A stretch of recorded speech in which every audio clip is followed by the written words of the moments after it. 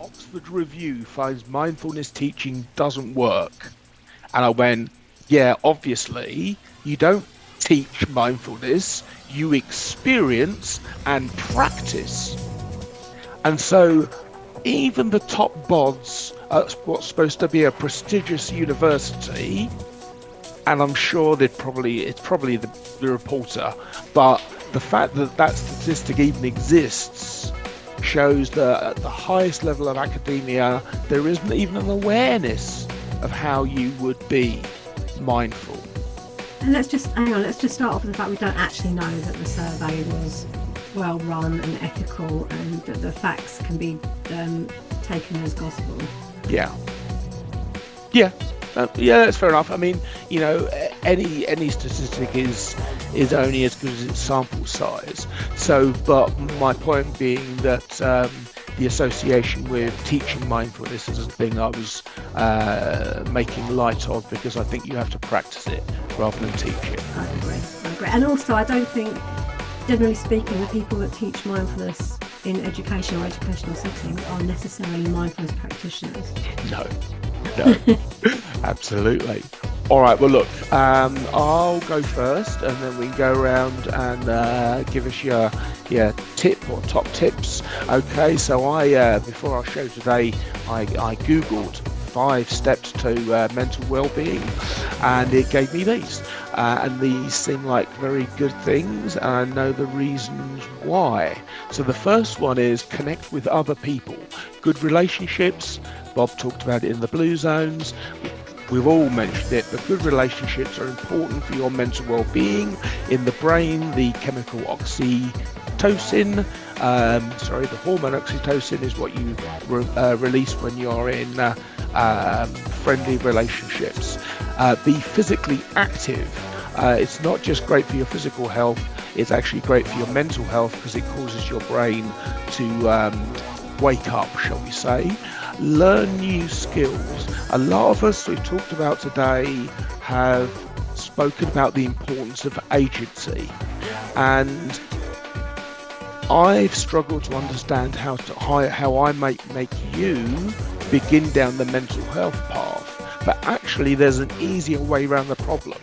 If you take agency yourself to learn a new skill, anything, free online courses, then that gives you the belief that you can have agency in other areas of your life.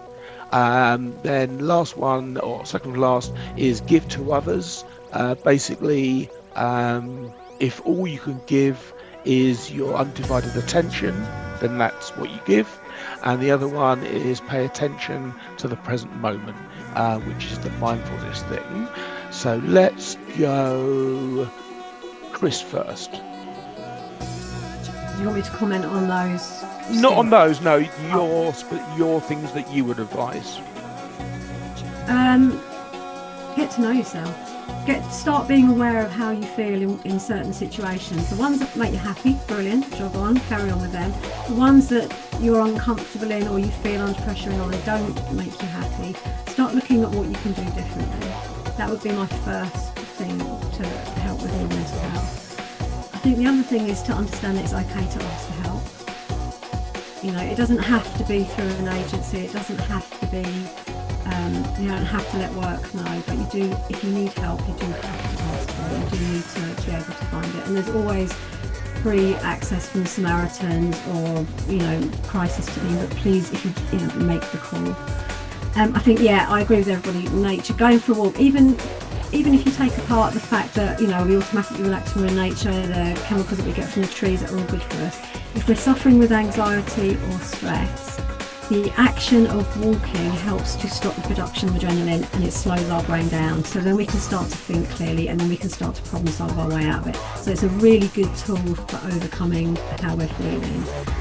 And I think the most important one is to have balance. You've got to find something in your life every day that you enjoy doing, because we have to do an awful lot of stuff that we don't like doing. Yeah, excellent tips, thank you. Bob? Self-care isn't selfish. Don't be afraid to kind of put yourself first. Think about what is important to you. Start off with very small actions. Those actions will become a practice, you'll develop a skill, and it'll be easier to achieve what goals you set for yourself. It all begins with having a good intention of, I'm going to practice self-care. Start off small, build it. Progress is what is important. Don't aim for perfection.